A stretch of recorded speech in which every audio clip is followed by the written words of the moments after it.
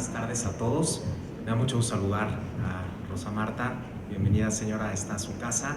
Por supuesto, a toda la familia de don Carlos, Rodrigo, bienvenido también. Por supuesto, también a los compañeros aquí del Presidium, al secretario general, Daniel Cepeda, a doña María Luisa Aspe, la investigadora que hizo esta obra tan recomendable. Alan, gracias por este evento, por convocarnos a todos nosotros y por supuesto también a mi muy querido Gerardo Aranda. Bueno, a mí me tocó tratar mucho a Carlos Abascal los últimos 2 años de su vida, cuando él sale del gobierno y se viene aquí al Partido Acción Nacional, primero como secretario general adjunto y después, en diciembre de 2007, justamente el último año de su vida, como director general de la Fundación Rafael Preciado Hernández. Yo entonces trabajaba como director de formación en la Fundación Rafael Preciado Hernández. Y bueno, puedo contar varias anécdotas que me tocó vivir, pero que querría yo sobre todo enfocarme en 2 aspectos de su vida que ya se han comentado aquí. Primero, que Carlos Abascal era un personaje, era un político profundamente dialogante, es decir, era alguien que creía en el diálogo como un mecanismo para resolver conflictos y para sacar adelante acuerdos. Es decir, él creía en un diálogo con resultados. Él también insistía mucho en que de nada sirve hacer 20 mesas de diálogo que no nos lleven a ninguna parte. No, él creía en un diálogo con resultados. Y en ese sentido, como ya decía Gerardo, como ya decía el secretario, cuando Carlos fue secretario del Trabajo y también secretario de Gobernación, pues a través del diálogo, a través del acuerdo, a través de esta capacidad de conciliación, logró sacar adelante muchísimos acuerdos muy importantes para este país. Yo recuerdo aquí en el partido 2 anécdotas relacionadas con esto. A finales del año 2007, algunos todavía se acordarán, había en el partido una disputa bastante fuerte, ¿no? El nuevo gobierno encabezado por Felipe Calderón y la dirigencia nacional, que en esos momentos encabezaba Manuel Espino, pues tenían diferencias públicas, notorias, que la verdad nos estaban llevando a una situación de mucha división ante la opinión pública. Y Carlos Abascal, cuando llega la renovación del Comité Ejecutivo Nacional, cuando llega Germán Martínez como nuevo presidente, se da la tarea de sumar a los diferentes equipos para que precisamente el nuevo Comité Ejecutivo Nacional estuviera representado por todas las diferentes sensibilidades, voces que existían entonces al interior del partido. Y en ese sentido, el partido salió unido después de haber tenido un año profundamente complicado y profundamente difícil de cara a la opinión pública. Fruto de esa negociación, por cierto, es que Carlos Abascal llega a la Fundación Rafael Preciado Hernández. Recuerdo que el entonces presidente del partido, Germán Martínez, pues prácticamente todas sus decisiones las consultaba con Carlos Abascal, ¿no? O sea, Carlos venía mucho aquí al Comité Nacional y hablaba mucho con Germán y lo aconsejaba y lo ayudaba. Y en ese sentido de cómo era un hombre que tenía una gran autoridad moral y que siempre iba al encuentro de los que no estaban con él, quiero recordar otra anécdota. En una ocasión, todos los lunes teníamos junta de directores de área ahí en la fundación y Carlos era el director general. Y recuerdo, Gerardo Ceballos se acordará que él estaba en esa época también, ahora que lo veo. Recuerdo que en una ocasión llegó Carlos muy preocupado y dijo que él notaba una antipatía de Javier Corral hacia él. Javier Corral entonces era integrante del Comité Ejecutivo Nacional. Él decía, bueno, estoy preocupado, yo no recuerdo haberle hecho nada malo y sin embargo siempre que yo en las sesiones del Comité Nacional intervengo, noto una animadversión, noto que este personaje como que pone caras, en fin, ¿ustedes a qué creen que se pueda deber eso, no? Porque Carlos era más una persona que escuchaba mucho a todos los demás. Entonces, bueno, pues empezamos a opinar, hay varios, y un poco lo que le decíamos es que tal vez bueno, pues Javier no lo conocía bien, que tenía un cierto prejuicio hacia él por lo que decían de Carlos, ¿no? Porque ya sabemos que de Carlos hubo una época en la que decían que si era una persona demasiado fundamentalista, ¿no? Los que no lo creían, los que no lo conocían más bien, creían que él tenía este tipo de defectos. Entonces le recomendamos que pues no le hiciera caso, ¿no? La verdad, eso fue el consejo que le dimos. Sin embargo, Carlos no nos hizo caso a nosotros y más bien fue a buscar a Javier. Lo invitó a comer. Digo, yo quiero comer con él, quiero tener la oportunidad de intercambiar cualquier punto de vista y resolver cualquier diferencia en el caso de que existiera. Y en efecto, Carlos fue a buscar a Javier Corral.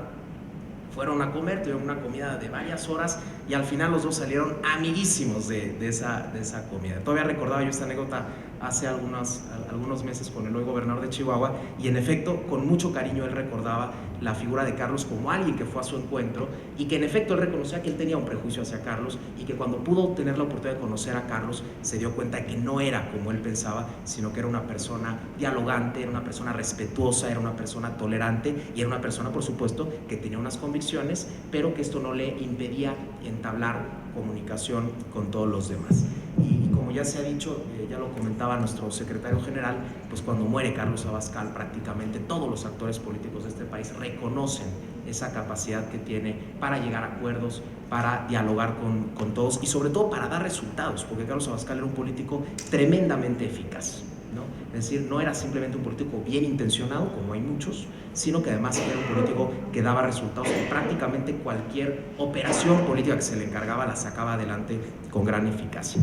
Y el segundo aspecto al que me quiero referir de Carlos Abascal, que también ya se ha comentado y que creo que este libro en particular hace un énfasis muy especial, es en el aspecto religioso de Carlos Abascal, en su congruencia de fe. Porque además estamos en una época en la que cualquier persona, y más en la vida pública, que tenga una fe, una convicción religiosa, pues inmediatamente es objeto de sospecha, ¿no? Pareciera que es alguien fundamentalista, es alguien que no respeta el Estado laico, es alguien dogmático, reaccionario, ¿no? Y Carlos Abascal creo que es el mejor ejemplo de que se puede ser perfectamente congruente entre una convicción religiosa, una creencia personal y la actividad política. Es decir, no hay ningún impedimento para que un político católico, en este caso como el caso de Carlos Abascal, pero yo me atrevería a decir de cualquier religión, viva congruentemente con sus valores, con sus principios y al mismo tiempo pueda participar en política con resultados.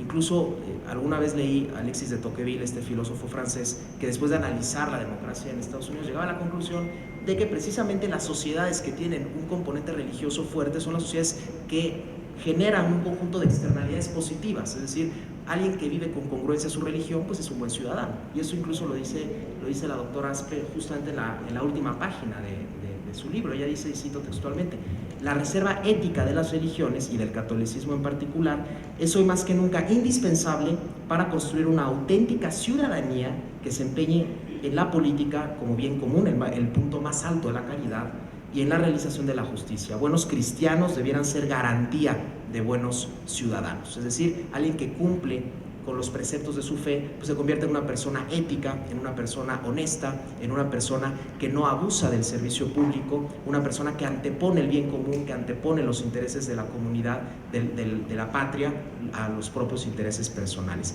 Y en ese sentido también, alguna vez escuché a Carlos Abascal una reflexión muy interesante en el primer diplomado Es Líder que organizamos en la Fundación y que él fue a clausurarlo a Guanajuato, al Centro Fox concretamente. Decía Carlos Abascal que cuando una persona, y sobre todo un político, tiene una creencia personal fuerte, esto hace que esta persona sepa también sus propias limitaciones, sepa que hay alguien que un día lo va a juzgar, sepa que él no puede, que él no es todopoderoso, que su poder no es ilimitado, y esto lo lleva a comportarse de una manera ética y conociendo sus propios límites, ¿no? Recuerdo un pasaje del Quijote cuando nombran a Sancho Panza gobernador de la ínsula Barataria, ¿no? Cuando justamente uno de los consejos que le da a Don Quijote es: sé muy religioso. Y Don Quijote no lo hace tanto por la parte teológica, lo hace sobre todo por la parte práctica. Es decir, si eres una persona religiosa, vas a ser una persona que vas a tener temor de Dios y por lo tanto no te vas a creer tú en alguien todopoderoso, en alguien de capacidades ilimitadas, y por lo tanto vas a tener la capacidad de escuchar a los demás, de escuchar a tu prójimo y por lo tanto de construir bien común. Carlos desde luego lo hacía, él no lo hacía por cuestiones pragmáticas desde luego, sino sí lo hacía por una convicción personal sin duda admirable. Y por supuesto esta fe religiosa también lo llevó a ser congruente con los propios principios de su iglesia, y el mejor ejemplo, creo yo, bueno, hubo muchos desde luego, pero uno de los últimos fue cuando se plantó ante la Suprema Corte de Justicia de la Nación y defendió ya Carlos en una situación de una enfermedad muy avanzada, y sin embargo estuvo ahí en la Suprema Corte defendiendo la vida desde el momento de la concepción, justamente cuando se estaba llevando a cabo esta deliberación al interior de la Corte acerca de la constitucionalidad o no de las reformas que en la Ciudad de México habían despenalizado el aborto durante las primeras 12 semanas de gestación, que por cierto, también recuerdo otra anécdota, porque veo que la doctora Aspe le da una gran importancia al hoy ministro Fernando Franco en su libro, me tocó ver, y no creo que no cometo infidencia si lo cuento, cómo Carlos Abascal le colgó literalmente el teléfono a Fernando Franco cuando él le habló por teléfono para explicarle por qué había votado a favor de las reformas, digamos, que despenalizaban el aborto. Carlos, era un tema muy sensible para él, se enojó mucho y literalmente, yo creo que es la única vez que vi muy enojado a Carlos, le cortó el teléfono a Fernando Franco y no sé si hayan restablecido desde entonces esa relación. En fin, Carlos fue una persona verdaderamente extraordinaria.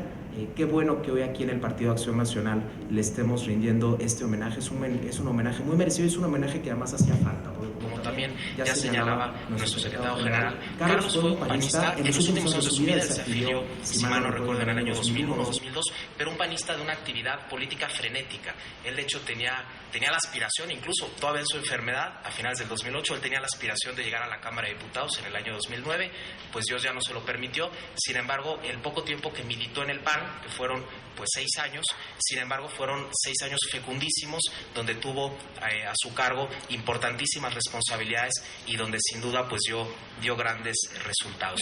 Y celebro mucho la aparición de este libro porque creo que entre más se conozca la vida de Carlos Abascal, pues habrá más la oportunidad de que más personas puedan seguir su ejemplo y podrán también convertirse, como él mismo lo exigía a todos los que nos decimos católicos, en sal de la tierra y en luz del mundo. Pues muchas gracias y muchas felicidades.